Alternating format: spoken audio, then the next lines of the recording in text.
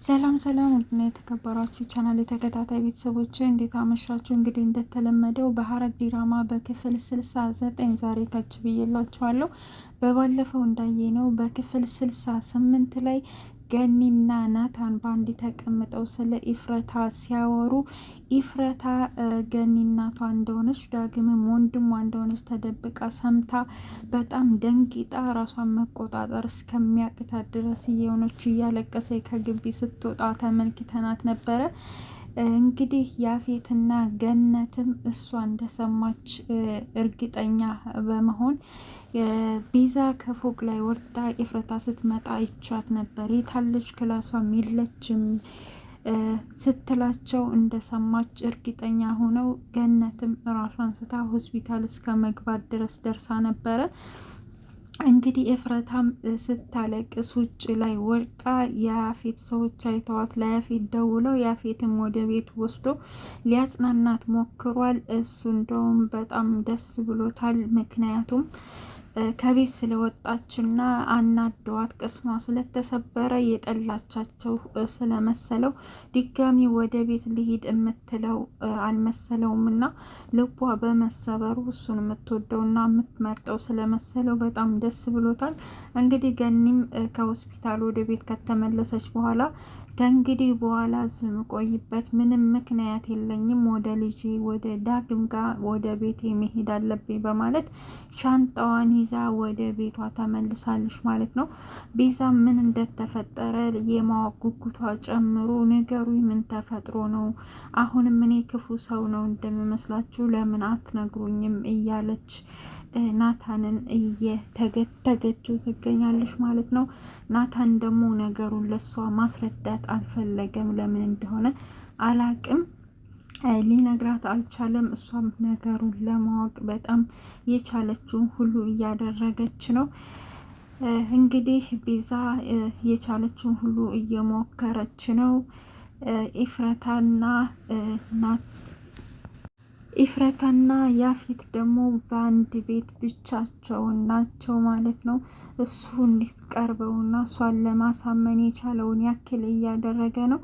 በዚህ በደረሰባት የቅስም መሰበር እና ያለማቋረጥ የማልቀስ በማልቀሷ ምክንያት በዚህ ሳምንት ሊያደርጉ የነበረ ሰርጋቸውን ለዛኛው ሳምንት እንዲዘዋወር ብሎ ሲያዝ እና ሲናገር ሰምተናል ማለት ነው ለጋርዶቹ።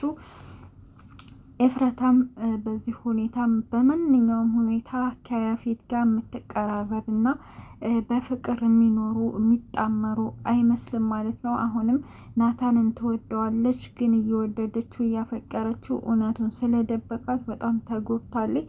ይህ ነገር ደግሞ ሲበርድላት ስትረጋጋ ገነትም ለሷ ብላ እንደሆነ ሰራተኛ አሁን አዛ ቤት ገብታ እስካሁን ስትጠብቃት ስትከታተላት እንደነበረ ሲገባት ይቅርታ የምታደርግላት ይመስለኛል። ናታንንም ስለምትወደው እና ስለምታፈቅረው ለሱም ብላ ስለሆነ ሁሉ መስዋዕትነት የምከፍለው በይቅርታ የሚተላለፉ ይመስለኛል ማለት ነው። በቀጣይ በክፍል 70 እንደዛ ነው ሆነ የሚመስለኝ። ሉሊት ደግሞ ነገሩ የያፌትን እህት ያደረገቻት ነገር የነቃችባት የማስታወስ ችሎታዋን እየጨመረ ያክል እየተሰማት ስለሆነ በጣም ስጋት ላይ ናት ማለት ነው። እንግዲህ የብሩክ አጎት እና ደግሞ የናታን እህት አሁን ያሉበት የፍቅር ግንኙነት በጣም ደስ ይላል ማለት ነው። በጣም ደስ የሚል ግንኙነት ፈጥረዋል። እንግዲህ የናታን እህት ማስታወስ ከጀመረች በኋላ ምን እንደሚፈጠር መገመት ቢከብድም ለአሁኑ በጣም ወደዋለች ማለት ነው። ይናፍቃታል። ከሱ ተለይታ መኖር የማትፈልግ ነው እስከምትቀና ድረስ እያየን ያለ ነው።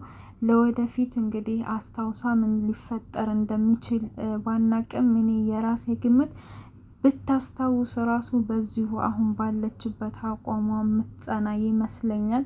ምክንያቱም እሱ አስቀድሞ ገራሚ ገራሚ ታሪኮች እያለ ወደፊት ልታስታውሳቸውና ወደፊት ከሱ እንዳትርቅ ሊያደርጋት የሚችሉ ታሪኮች እየነገራትና እያግባባት ነው ማለት ነው። በጥቅሉ በጣም ደስ ይላል ሐረግ ድራማ። ቀጥሉበት። ሁላችሁም አክተሮች ትመቹኛላችሁ፣ ወዳችኋለሁ። ከሁሉም በላይ ደግሞ ሉሊት በጣም ነው የምትመቸኝ። ካለባበስ እስከ ክፋቷ በቃ የተሰጣትን ነገር ስለምትወጣ እኔ በሁሌም ስለ ሐረግ ድራማ ካወራው እኔ በጣም ማደንቃትና የምወዳት ሉሊት ትመቸኛለሽ ማለት ነው። በተረፈ ናታንና ኤፍረታ በጣም ያሳዝናሉ። የእውነት እስከሚመስል ድረስ በጣም ነው የሚያሳዝኑኝ። በፍቅር ይህን ያክል መፈተናቸው አሁን የሚያበቃበት ጊዜ ይመስለኛል ማለት ነው። ሰርጉም ለአንድ ሳምንት ስለተራዘመ በዚህ ምክንያት ሆኖ የሆነ ነገር ይፈጠርና ሰርጉ እስከ ጭራሹ ቀርቶ እንግዲህ ያፌት የሰራው ተንኮል በናታን ላይ ተጋልጦ የታገቱትም ሴቶች ተገኝተው ናታን መጨረሻው ያፌት መጨረሻው ወደ እስር ቤት ለናታን ያዘጋጀው ወጥመድ በራሱ ላይ እንደሚሆን ምንም ጥርጥር የለውም ማለት ነው። በቅርብ ክፍል የምናየው ይመስለኛል እንደ ግል ሀሳብ ማለት ነው። ውድ ቤተሰቦቼ ከልብ አመሰግናለሁ ስለምትከታተሉኝ እና አብራችሁኝ ስለምትሆኑ። ለቻናሉ አዲስ የሆናችሁ ቻናሉን ሰብስክራይብ አድርጉ። በቅንነት እና በመልካምነት አዲስ ቻናል ከፍቼ ነው ማለት ነው እና ሰብስክራይብ አድርጉ፣ አበረታቱኝ፣ እንድመጣ አድርጉኝ ማለት ነው። እንግዲህ ሰፈራችን ምሽት ላይ ይሄን ይመስላል። በጣም ነው ደስ የሚለው። ስራ ቦታዬ እንደዚህ ይመስላል ማለት ነው። ጨለማ ስለሆነ አያስታውቅም። ወደታች ባህር አለው። ይሄ ጨለማ የሆነው ባህር ነው እና በመስኮት ምናምን ስለሆነ የተቀረጸው እንደዚህ ባጭሩ ስራ ቦታዬን ይመስላል። የእውነት በጣም ነው የሚያምረው። ባህር አለ ምናምንና አካባቢው በጣም ደስ ይላል። የምታውቁት ቻርጀ ቡሄራ ይባላል። በጣም ትልቅ ባህር አለ። ያው ለመቅረጽ ባህሩን ለማስገባት ጨለማም ስለሆነ ባህሩ ጨለማ ሆኖ ነው እንጂ የሚታየው አያስታውቅም ማለት ነው። እና ይሄን ይመስላል። ውድ ቤተሰቦቼ ስለምትከታተሉኝ አብራችሁኝ ስለምትሆኑ ከልብ ነው የማመሰግነው። ላይክ አድርጉ፣ ሰብስክራይብ አድርጉ እና ደግሞ ኢድ እየደረሰ ነው። ኢድ ሙባረክ፣ እንኳን አደረሳችሁ ብያለሁ ካሁኑ ማለት ነው። እና ላይክ እና ሰብስክራይብ ሼር አድርጉ፣ ትጠቀሙበታላችሁ ማለት ነው። አበረታቱኝ። ሰምታችኋል።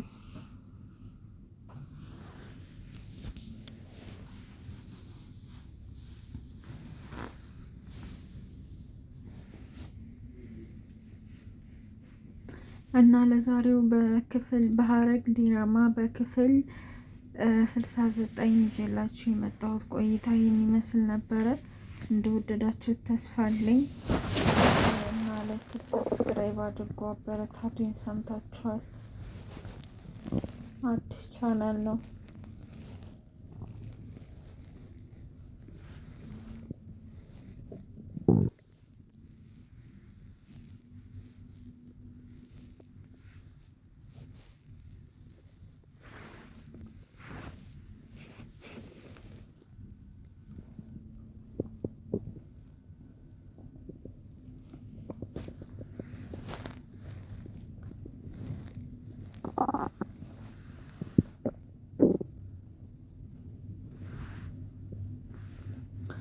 እና ውድ ቤተሰቦች ከልብ አመሰግናለሁ። ሰላም ይደሩልኝ። ቪዲዮ የደረሳችሁ ሁላችሁም ሼር እና ላይክ ሰብስክራይብ አድርጉ። መልካምነት ለራስ ነው፣ አይከፈልበትም።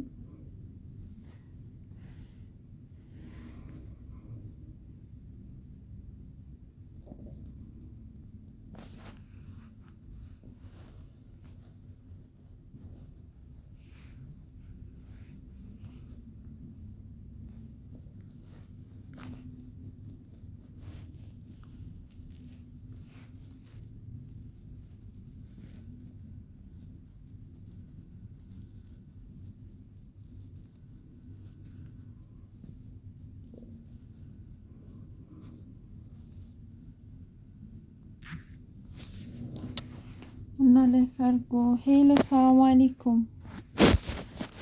ኦኬ ለካ እንትን አድርጌ ነው ኤርፎን የማይሰማኝ ማለት ነው። ሰላም አለይኩም። ኢንሻአላህ بالعافية 10 ሰዓት ከዛ ብድግ እላለሁኝ ሰዓቱ 12 ሰዓት ተኩል ሊሆን ተነሳሁ በዛው ጥርስ ሰግጄ ራሴን